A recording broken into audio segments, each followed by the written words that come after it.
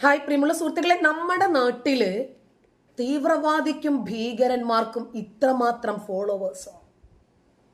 ഒരു യഹിയ സിൻവാർ എന്ന് പറയുന്ന കൊടും ഭീകരനായ ഹമാസ് നേതാവ്, അവൻ കൊല്ലപ്പെട്ടപ്പോൾ യഹിയ സിൻവാറിന് വേണ്ടി ഇവിടെ മയ്യത്ത് നമസ്കാരം എങ്ങനെയുണ്ട്? ഇസ്മായിൽ ഹനിയ എന്ന് പറയുന്ന മറ്റൊരു ഭീകരൻ, അതും ഹമാസ് ഭീകരൻ, അവൻ കൊല്ലപ്പെട്ടപ്പോൾ കോഴിക്കോട് കടപ്പുറം മുഴുവനും പ്രതിഷേധ യോഗം, റോഡിലിറങ്ങി പ്രതിഷേധിക്കുന്നു. എന്താ കാരണം? അയ്യോ ഇല്ല മരിച്ചിട്ടില്ല, ഇസ്മായിൽ ഹനിയ മരിച്ചിട്ടില്ല, അയാളുടെ ചോരയ്ക്ക് പകരം ചോദിക്കണം അത്രേ. ആരോട്? ഇസ്രായേലിനോട്. ആരാ പകരം ചോദിക്കേണ്ടത്? ഇസ്ലാമിന്റെ മക്കൾ, മുസ്ലിങ്ങൾ പകരം ചോദിക്കണം. ആ രൂപത്തിലാണ് കേരളത്തിന്റെ ഭീകരമായ ഒരു അന്തരീക്ഷം ഇപ്പോൾ ആയിക്കൊണ്ടിരിക്കുന്നത്. കേരളം തീവ്രവാദികൾക്കും ഭീകരവാദികൾക്കും ഹബ്ബല്ല, യൂണിവേഴ്സിറ്റിയായി മാറിയിരിക്കുന്നു. ഇന്നലെ 54ഓളം ബംഗ്ലാദേശ് ഭീകരന്മാരെ ഡൽഹിയിൽ നിന്ന് NIA പിടിക്കുക, ആന്റി ടെററിസം സ്ക്വാഡ് പിടിക്കുവാണ്. തീർന്നോ? ഇല്ല. 54,000-ത്തിലധികം വ്യാജ പാസ്പോർട്ടുകൾ പിടിക്കുന്നു. ഇതൊക്കെ ആരാ? ബംഗ്ലാദേശികളും പാക്കികളും അഫ്ഗാനികളും നമ്മുടെ നാട്ടിൽ യഥേഷ്ടം വ്യാജ പാസ്പോർട്ടുകളിൽ, വ്യാജ ആധാർ കാർഡുകളിൽ വിഹരിക്കാൻ അവർക്ക് സാധിക്കുന്നുണ്ടെങ്കിൽ അതിൻ്റെ ലളിതമായ സുലഭമായ സൗകര്യം ഒരുക്കി കൊടുത്തതാരാ? നമ്മുടെ നാട്ടിലെ മലയാളികൾ, ഇന്ത്യൻ സിറ്റിസൺസ്. അഹങ്കാരത്തോടെ പറയാം, അതെ, തീവ്രവാദികൾക്ക് പേരുകേട്ട നാട്, തീവ്രവാദത്തെ വളർത്തിക്കൊണ്ടുവരുന്ന നാട് ലോകത്ത് മറ്റേതെങ്കിലും ഒരു രാജ്യത്ത് ആ രാജ്യത്തിന്റെ താല്പര്യത്തിന് വിരുദ്ധമായി പ്രവർത്തിക്കാൻ കഴിയുമോ? പ്രവർത്തിക്കുന്നവർക്ക് കിട്ടുന്നത് എന്തായിരിക്കും? തൂക്കുകയറും. ഇവിടാണെങ്കിലോ പൂമാലയിട്ട് യഥേഷ്ടം അവരെ സ്വീകരിക്കും. ഇപ്പോ ഭാഷ എന്ന് പറയുന്ന ഒരു കൊടും ഭീകരൻ, ആരാണവൻ? പാർലമെന്റിനു വരെ സ്ഫോടനം നടത്തിയവൻ, ഈ ഇന്ത്യയുടെ വിവിധ ഭാഗങ്ങളിൽ ബോംബ് സ്ഫോടനം പ്ലാൻ ചെയ്തവൻ, നരേന്ദ്രമോദിയുടെ തലയെടുക്കുമെന്ന് ഉച്ചത്തിൽ വിളിച്ച് ഭീഷണി മുഴക്കിയവൻ, അൽ ഖ്വയ്ദയുമായും ലഷ്കർ-ഇ ത്വയ്ബയുമായും ഒക്കെ രഹസ്യമായി ബന്ധം പുലർത്തുകയും ഇന്ത്യയെ തകർക്കാൻ എന്താണ് ചെയ്യേണ്ടത് എന്ന് അവരുമായി കൂടിയാലോചിക്കുകയും ചെയ്യുന്നവൻ. അവന് ഈ കേരളത്തിൽ കിട്ടുന്ന സ്വീകാര്യത, അയാളുടെ മയ്യത്തൊരു നോക്ക് കാണാൻ, പ്രവാചകന്റെ മുഖമൊന്ന് കാണാൻ വിശ്വാസികൾ ആഗ്രഹിക്കുന്നത് പോലെ തിക്കിലും തിരക്കിലും പെട്ട് പരിക്കുകളും മരണങ്ങളും വരെ സംഭവിക്കുന്നെങ്കിൽ ഈ കേരളത്തിൽ ഭീകരവാദത്തെ നെഞ്ചിലേറ്റിയ ആളുകൾ എത്രയാ? ഈ സ്വതന്ത്ര ഭാരതത്തിൽ ഇത്രയും സംസ്ഥാനം ഉണ്ടായിട്ട് ഐസിസ് എന്ന് പറയുന്ന ഭീകരവാദ സംഘടനയിലേക്ക് ഇസ്ലാമിക് സ്റ്റേറ്റ് ഉണ്ടാക്കുന്നതിന് വേണ്ടി പോയതിലധികവും കേരളത്തിൽ നിന്ന്. ആണും പെണ്ണും കുടുംബസമേതവുമൊക്കെ ഈ കേരളക്കരയിൽ നിന്നാണ് ഐസിസിലേക്ക് എത്തപ്പെട്ടത്. ആരാണ് എത്തിച്ചത്? അപ്പോൾ ഐസിസ് എന്ന് പറയുന്ന ഭീകര സംഘടനയും സിറിയ എന്ന് പറയുന്ന രാജ്യത്തെയും ബന്ധിപ്പിക്കുന്ന കണ്ണികൾ ഈ മലയാളിക്കരയിലുണ്ട്. അതിനെ സംബന്ധിച്ച് നമ്മുടെ AP അഹമ്മദ് ഒന്ന് പ്രതികരിക്കട്ടെ, കേൾക്കാം. വളരെ സെൻസിറ്റീവ് ആയിട്ടുള്ള ഒരു ഏരിയ ആണ് കോയമ്പത്തൂർ. കോയമ്പത്തൂരിന്റെ മനസ്സ് വർഗീയമാകാൻ അത് നിമിഷാർദ്ധങ്ങൾ മതി. അങ്ങനെ ഒരു സാഹചര്യത്തിലാണ് ഒരു കൊടും കുറ്റവാളിയുടെ, ഒരു കൊടും ക്രിമിനലിന്റെ മയ്യത്ത് വഹിച്ചുകൊണ്ടുള്ള ഘോഷയാത്രയ്ക്ക് ജില്ലാ ഭരണകൂടം. അതിലേറെ രസകരം എന്താണ്? കോയമ്പത്തൂരുണ്ടായിരുന്ന ഈ ഭാഷയെ കാണാനുള്ള തിക്കിലും തിരക്കിലും മലയാളികളുടെ ആധിക്യമാണ് NIA റിപ്പോർട്ട് ചെയ്തത്. അനുമതി നൽകിയത് പോലീസിന് ഇത് തടയാമായിരുന്നു, പോലീസിന് നിരോധനാജ്ഞ പ്രഖ്യാപിക്കാമായിരുന്നു. പക്ഷെ അതിനൊന്നും കൂട്ടാക്കാതെ ഭാഷയുടെ മയ്യത്വം വഹിച്ചുകൊണ്ടുള്ള ഘോഷയാത്രയ്ക്ക്, അതും 2000-ലധികം പേരുടെ അകമ്പടിയോടുകൂടി നടന്ന ഘോഷയാത്രയ്ക്ക് അനുമതി നൽകിയതിന് പിന്നിലുള്ള ചേതോവികാരം എന്തായിരിക്കും പ്രൊഫസർ സ്റ്റാലിൻ? പറയൂ.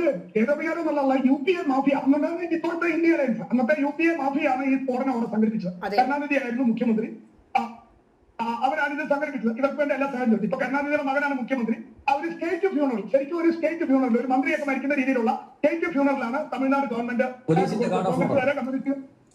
കമ്മ്യൂണിസ്റ്റുകാരെ, കോൺഗ്രസുകാരെ, DMK-കാരെ, LTTE, ജിഹാദി, ഇവാഞ്ചലിസ്റ്റ് തുടങ്ങി സകല ഈ ഇന്ത്യ അലയൻസിലെ സകല ആൾക്കാരും അവിടെ കുവിഞ്ഞുകൂടി ഉള്ള ഇതാണ് നടത്തിയത്. എന്റെ ഓർമ്മ ഈ 1990-ലേക്ക് 88-ലേക്ക് തിരിച്ചു പോവുകയാണ്. കാരണം ഞാനൊരു ചെറിയ വ്യത്യാസത്തിൽ നിന്ന് രക്ഷപ്പെട്ട ആളാണ്. എനിക്കന്ന് ശനിയാഴ്ച കോയമ്പത്തൂർ ഒരു കോളേജിൽ ഒരു മീറ്റിംഗ് ഉണ്ടായിരുന്നു. ഞാൻ അന്ന് ജോലി ചെയ്തിരുന്നു. അന്ന് ഞാൻ പ്രൊഫസർ ഒന്നുമല്ല, ജൂനിയർ ലെക്ചറാ. അപ്പൊ അന്ന് 28 വയസ്സേ ഉള്ളൂ. അപ്പൊ ഞാൻ കോയമ്പത്തൂർ എത്തുമ്പോൾ തന്നെ സമയം രാവിലെ 10 മണിയായി. എറണാകുളത്തിന് ഇപ്പൊ ഞാൻ അത് മാറ്റി വെച്ചിട്ട് എറണാകുളത്തിന് ടിക്കറ്റ് എടുത്തു സേലത്ത് നിന്ന്. കോയമ്പത്തൂർ രാവിലെ വന്നപ്പോൾ പോലീസ് ചെക്ക് ചെയ്യുന്നുണ്ട്, റെയിൽവേ സ്റ്റേഷനൊക്കെ ചെക്ക് ചെയ്യുന്നുണ്ട്. ഞങ്ങളുടെയൊക്കെ ലഗേജ് സ്കാൻ ചെയ്ത് ചെക്ക് ചെയ്തു. അപ്പൊ ഞാൻ ചോദിച്ച എന്താ കാര്യം വരുമ്പോൾ പോലീസ് പറഞ്ഞു ഒരു ഇൻഫർമേഷൻ കിട്ടിയിട്ടുണ്ട്, ഇവിടെ ബ്ലാസ്റ്റ് നടക്കാൻ പോകുന്നു. അപ്പൊ അതുകൊണ്ട് ഞങ്ങൾ ചെക്ക് ചെയ്യുന്നതാണ്, സഹകരിക്കണമെന്ന് പറഞ്ഞു. ട്രെയിൻ ഒരു 10 മിനിറ്റ് പിടിച്ചിട്ട് ട്രെയിൻ വിട്ടിട്ടു. നമ്മൾ വൈകുന്നേരം വീട്ടിൽ ഞാൻ പാലായി വന്ന് TV ഓൺ ചെയ്യുമ്പോൾ കാണുന്നത് കോയമ്പത്തൂർ സ്ഫോടനം നടന്നു എന്നാണ് കാണുന്നത്. ദൈവാനുഗ്രഹം എന്തായാലും അതിൽ നിന്ന് രക്ഷപ്പെട്ടു. അപ്പൊ ഇതിന്റെ രൂക്ഷത ഇതിന്റെ ആരും അറിയാതെ പെട്ടുപോയപ്പോ വൈകുന്നേരം ആയിരുന്നെങ്കിൽ തീർച്ചയായിട്ടും നമ്മൾ പെട്ടുപോയത്. കാരണം എനിക്ക് വൈകുന്നേരം 8 മണിക്കാണ് പാലായ്ക്കുള്ള വണ്ടി അവിടെ നിന്നുള്ളത്. ബസ്സുള്ളത്, ബസ്സിനാണ് വരുന്നതെങ്കിൽ ഈ മീറ്റിംഗ് കഴിഞ്ഞിട്ട്. അപ്പൊ മീറ്റിംഗ് ക്യാൻസൽ ചെയ്തുകൊണ്ട് നമുക്ക് അവിടെ ഇറങ്ങേണ്ടി വന്നില്ല, രക്ഷപ്പെട്ടു. അനേകം നിരപരാധികൾ അവിടെ കൊല്ലപ്പെട്ടു. ഇതിന് ഒരു പൊളിറ്റിക്കൽ ബാക്ക്ഗ്രൗണ്ട് ഉണ്ട്. അതായത് DMK-ക്ക് ആശിച്ച് മോഹിച്ച് ഭരണം തിരിച്ചു കിട്ടി. ഭരണം അവരെ ജയലളിതയുടെ ഭരണത്തിന് ശേഷം DMK-ക്ക് ഭരണം തിരിച്ചു കിട്ടിയത് കോൺഗ്രസും DMK-യും ജിഹാദിയും കമ്മ്യൂണിസ്റ്റും എല്ലാം കൂടെ ആഘോഷിച്ച ഒരു ഭാഗമാണ്. കോയമ്പത്തൂര് മാത്രമല്ല, എവിടെയായിരുന്നാലും ഇത് തന്നെയാണ് അവസ്ഥ. കർണാടകയില് സിദ്ധരാമയ്യ അധികാരത്തിൽ കയറിയ ഉടനെ ചെയ്തത് അബ്ദുൽ നാസർ മദനി എന്ന് പറയുന്ന കൊടും ഭീകരനെ ജയിൽ തുറന്ന് പുറത്തു കൊണ്ടുവരിക എന്നതായിരുന്നു. എല്ലാവരും മുസ്ലിങ്ങളെ ഇങ്ങനെ കണ്ട് സുഖിപ്പിക്കാൻ തുടങ്ങിയാൽ ഈ രാജ്യത്തിന്റെ അവസ്ഥ എന്തായി മാറും? പാവപ്പെട്ട ഹിന്ദുവിന്റെ മുതുകത്ത് കയറി പാവപ്പെട്ട ഹിന്ദുവിനെ അടിച്ചമർത്താൻ വേണ്ടി, ഹിന്ദു ബിസിനസ്സുകാരെയും കോയമ്പത്തൂരിനെയും അടിച്ചമർത്താൻ വേണ്ടി UPA മാഫിയ, അന്നത്തെ UPA മാഫിയ നടത്തിയ ഒരു ഗൂഢാലോചന തന്നെയാണ്. അതിന്റെ പൊളിറ്റിക്കൽ ഗൂഢാലോചനയൊന്നും പിന്നീട് വന്ന അന്വേഷണത്തിൽ കണ്ടുപിടിക്കാനോ തെളിയിക്കാനോ പറ്റിയില്ല. കൃത്യമായ പൊളിറ്റിക്കൽ പിന്തുണ ഉണ്ടായിരുന്നു. അന്ന് ഈ ബോംബ് സ്ഫോടനത്തിന് സഹായം ചെയ്ത ആൾക്കാർ തിരിച്ചുകൂടെ വളർന്നു. അവർക്ക് വീണ്ടും ഭരണം കിട്ടി. തമിഴ്നാട്ടിലെ ഇന്ത്യ അലയൻസ് ആണ് ഇന്ത്യയിലെ പ്രധാന പ്രതിപക്ഷമായ ഇന്ത്യ അലയൻസ്. അപ്പൊ അവര് അന്നുള്ള ആ പിന്തുണ, അന്ന് തീവ്രവാദത്തിന്, ജിഹാദി തീവ്രവാദത്തിന് കൊടുത്തിയ ആ പിന്തുണ ഇന്ന് കൊടുക്കുന്നു എന്നാണ്. എനിക്കൊരു ചെറിയ ആവശ്യം കേന്ദ്ര ഗവൺമെന്റിനോടുണ്ട്. കാരണം ഒത്തിരി പേര് അവിടെ കറുത്ത ഉടുപ്പ് നോക്കിയിട്ട് മുഖമൊക്കെ മറിച്ച് ഒത്തിരി പേരുണ്ടായിരുന്നു. അതിന്റെ അകത്ത് ഈ പാലസ്തീന്റെ ബാഗും പിടിച്ചോണ്ട് ആരെങ്കിലും ഉണ്ടായിരുന്നോ? ഇന്നലെ മിനിയാന്നായിട്ട് പാലസ്തീന്റെ ബാഗും പിടിച്ച ഒരാൾ ഡൽഹി കൂടെ ചുറ്റി കറങ്ങുന്നുണ്ട്. ആ കക്ഷി ശവടത്തിന് വന്നിട്ടുണ്ടായിരുന്നോ, മയ്യത്ത് നിസ്കാരത്തിന് വന്നിട്ടുണ്ടായിരുന്നോ എന്ന കാര്യമെങ്കിലും കേന്ദ്ര ഗവൺമെന്റ് ഒന്ന് അന്വേഷിക്കണം. കാരണം പുള്ളിക്കാരത്ത് മിക്കവാറും ഇവിടെ പൊങ്ങാനുള്ള ചാൻസ് ഉണ്ട്.